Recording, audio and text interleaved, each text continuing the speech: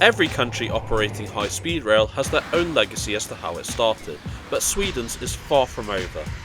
This is the X2000, Sweden's first high-speed train dating from 1989, which is still going strong in 2025. And what's more, these trains are in the process of receiving a brand new look too.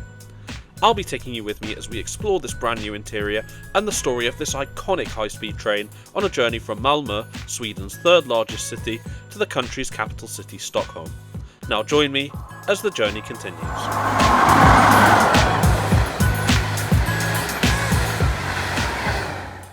This is Malmö Central station, where our journey to Stockholm begins.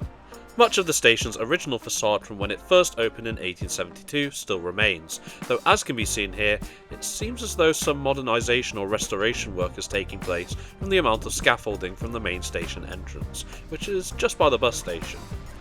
This entrance, however, was built in 2010 as part of the City Tunnel project to provide through underground platforms, as we'll see later. This consequently makes it seem like you're travelling through time when using Malmö Central. Parts of the station seem incredibly modern, whilst others still retain their architectural charm from a few centuries ago. Nevertheless, it still has everything you need, ranging from food outlets to ticket machines if you need to make last-minute purchases or collections. It's around 9 in the morning on a Saturday, and despite this, it seems most shops are closed however.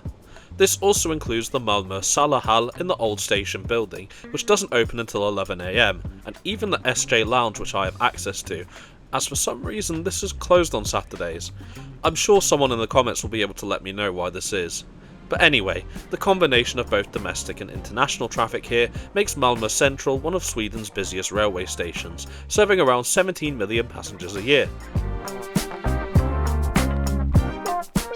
Speaking of which, our service today is a domestic SJ Snabbtåg or high-speed service, which will be terminating at Stockholm Central, leaving at 10:07 from platform 5. Now this was meant to be an international service, but I'll come back to that in a moment. For now, we can see our train is already waiting for us under the stunning 1891 built train shed. Isn't it something?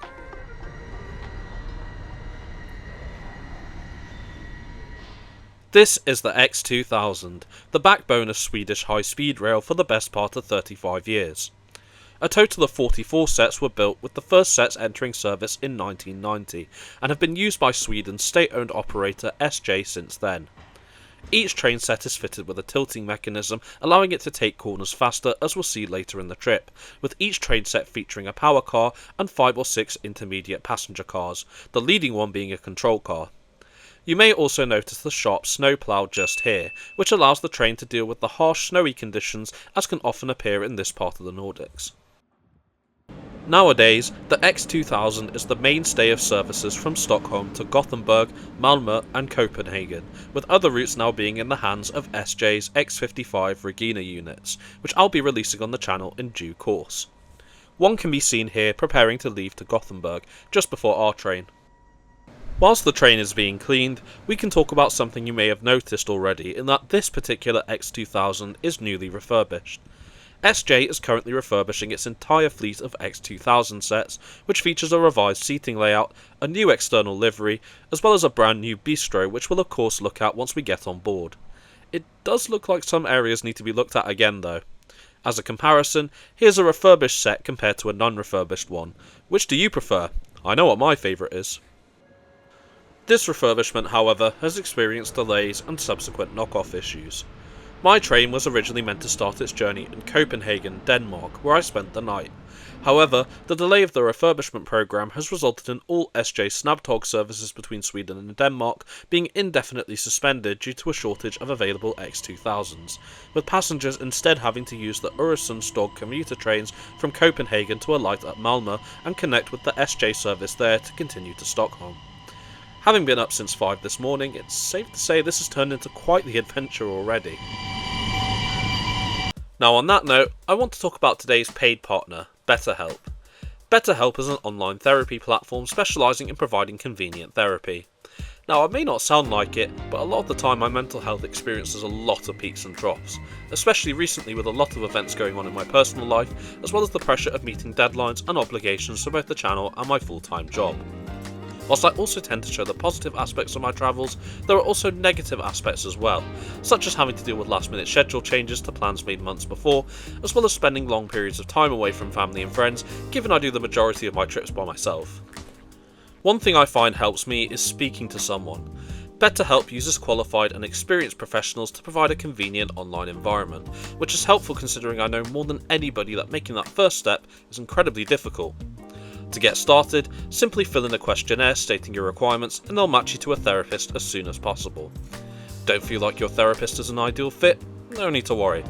You'll be able to switch to a new one at any point with no extra cost to you whatsoever. One thing I particularly love about BetterHelp is that you're in control.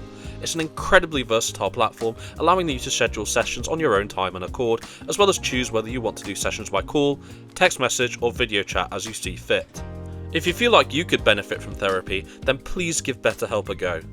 Visit betterhelp.com/ontherails or use my code ontherails for 10% off your first month of therapy, which is also linked in the description below. So what are you waiting for? Join the millions of people globally in beginning your journey towards a happier and healthier you. The train is ready for boarding around 10 minutes before scheduled departure. I'm booked in first class, which used to be 2 carriages per train, but has now been reduced to 1 to increase capacity. First class is found in carriage 1 and as can be seen, the old manual door mechanism on the X2000 has been replaced by a new button automated one, which is a lot easier to operate but less fun in my opinion.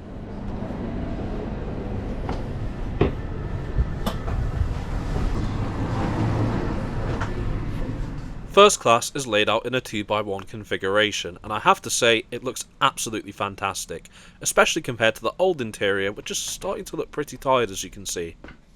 There are plenty of large luggage racks to store big bags, but for me the overhead ones did just fine.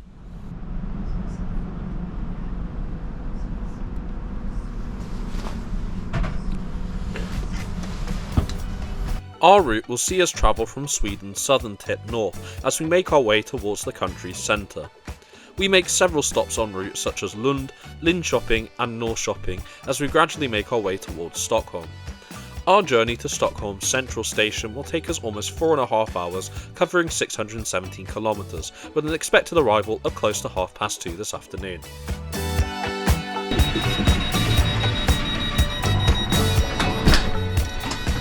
We leave Malmö Central station on time at 10:07 AM Central European time.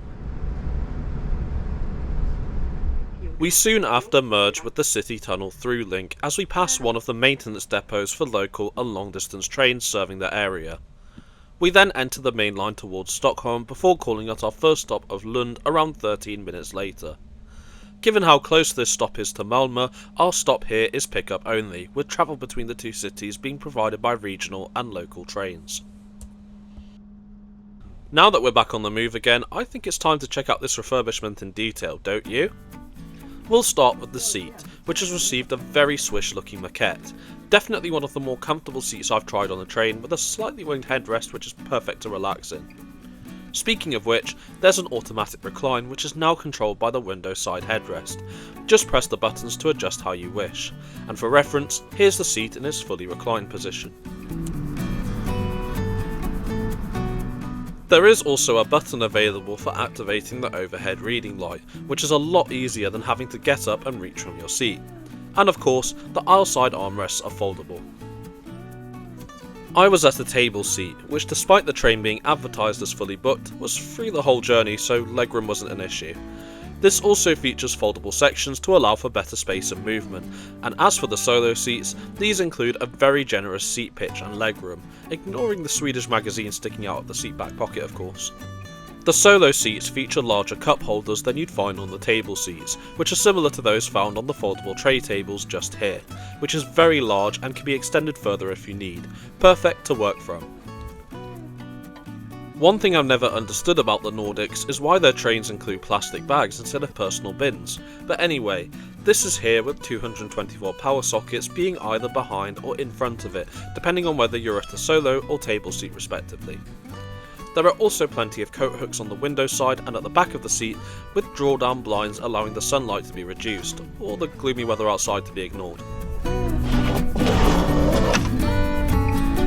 All in all, a very thorough refurbishment here in first class, which really brings new life to these 35-year-old workhorses. I'm very impressed so far.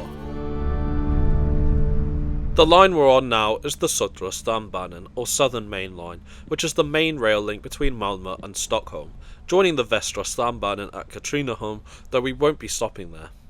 This route has a maximum operating speed of 200 km per hour, though there were previous plans to upgrade the line to 250 km per hour operation, which sadly have recently been indefinitely postponed.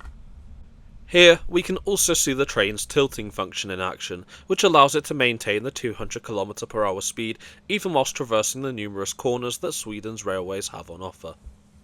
Sadly, the snow we can see now out of the window is close to the most we'll be seeing on this journey as we speed north. During this time, I made use of the self-service mini bistro at the rear of the first class carriage, which is included with the access. This includes a bowl of fruit, some biscuits, and self-served coffee and water. It's also worth noting that journeys before 9 AM get a complimentary breakfast included as well, though at a 10 AM departure I sadly only just missed it, so here it is on a recent X2000 journey I made, though as can be seen it's nothing to write home about.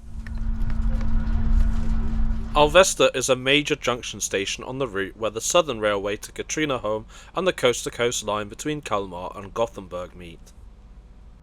And it was roughly here where I decided to head to the bistro, and whilst heading there I decided to do a walkthrough. This carriage is actually an X first class carriage, which was converted to the new second class calm during the refurbishment. The seating was replaced with 2x2 seating throughout and features blue headrest covers indicating this is essentially a dedicated quiet zone, with other perks including a small breakfast before 9 AM and a free coffee and tea from the bistro. The non-refurbished trains also feature this area, albeit remaining in the same 2x1 configuration until they're refurbished. Just before the bistro there's a small second class area, which is also in a 2x2 configuration, and the only differences being the green headrest covers and there's no mandate to be silent. And here's the revamped SJ Bistro, which is similar in some ways to the old one, however the former lounge seating at the end has been removed in favour of additional second class seats to create additional capacity. This still remains a nice place to relax and break up the journey, and features a decent selection of snacks and drinks, both alcoholic and non-alcoholic.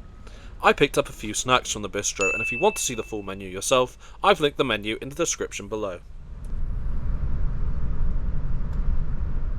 We have one last glimpse of the snowy landscape as we arrive into Malmö Central station, which has benefited greatly from Sweden's rail system.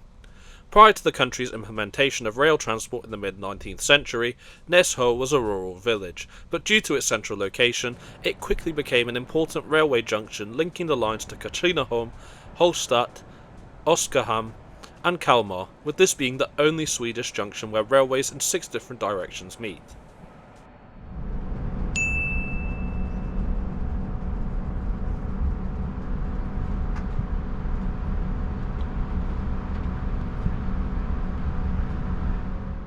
We quickly head back to the 200 km per hour line speed, but I know what you're thinking, that's not really that fast, especially compared to an ICE or TGV. Well, the X2000 not only transformed rail travel in Sweden, but it also did so for other countries worldwide. One X2000, for example, was exported to America for touring purposes with Amtrak in the 1990s along the Northeast Corridor between New York City and Washington DC, prior to the introduction of the Acela Express in the early 2000s, and this one even went to Canada during this time. The Guangsheng Railway Company also purchased and used the set until SJ acquired it in 2012, with one car being preserved in the Swedish Railways Museum to this day. The X2000 was even used in Australia for evaluation purposes in the mid-90s, so safe to say it's been getting around quite a bit. Anyway, with that brief history lesson now over, we arrive into Linköping, a city with a population of 167,000 people and is known in the present day as Sweden's technology hub and for its university. It's even aiming to be carbon neutral by the end of 2025. After leaving Linköping, we cross the Stångån River, which spans 185 km long from Lake Roxen in the north. Each X2000 set also features free onboard Wi-Fi, and to be honest it's one of the better on-train Wi-Fi systems I've used in Europe. The speeds were excellent and I was able to catch up with social media and work with relatively little issues. The driving trailer on the X2000 features a wheelchair accessible space, and accompanying this is a wheelchair accessible toilet.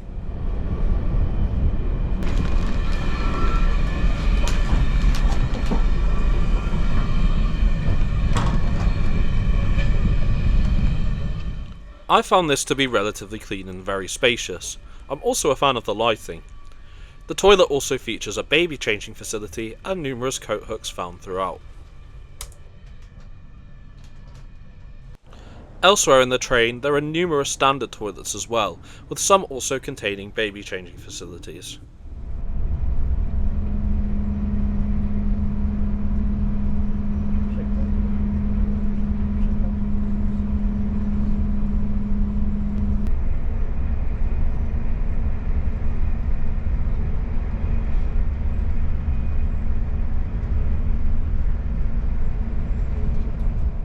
We have now joined the main line to Stockholm at Katrineholm, and shortly afterwards we call at our final intermediate stop of Södertälje Syd, which is drop off only in the direction of Stockholm. Immediately after this station we cross over the 1995 built Ingolstadsbron, which carries our train over the Södertälje Canal and the E4 motorway. With a total length of 2,140 metres, this is the longest bridge in Scandinavia to solely carry rail traffic.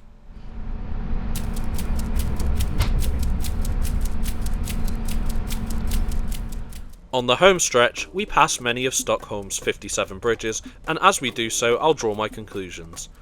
I do think this refurbishment was very well executed. Many operators often fail to find a good compromise between capacity and quality, but it seems that SJ found the right balance with this refurbishment and brought a new lease on life to these 35-year-old Swedish high-speed workhorses.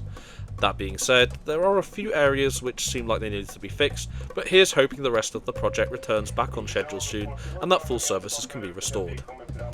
I was using my first class Interrail pass for this trip, and because reservations are compulsory on SJ's intercity and high speed trains, I paid 165 Swedish krona to reserve my first class seat. Booking around a month in advance, however, sees fares as low as 475 Swedish krona for second class and 995 Swedish krona for first class, and in all honesty, with very little benefits in first compared to second, you're honestly better off going with second class in this case. But my advice is to book as soon as possible for the best deals, given that fares can and do often vary according to demand. In the end, we arrived perfectly on time into Stockholm's central station at 2:30 PM. Tracks. It can take several weeks to get your things back. If you forget anything, this is why we...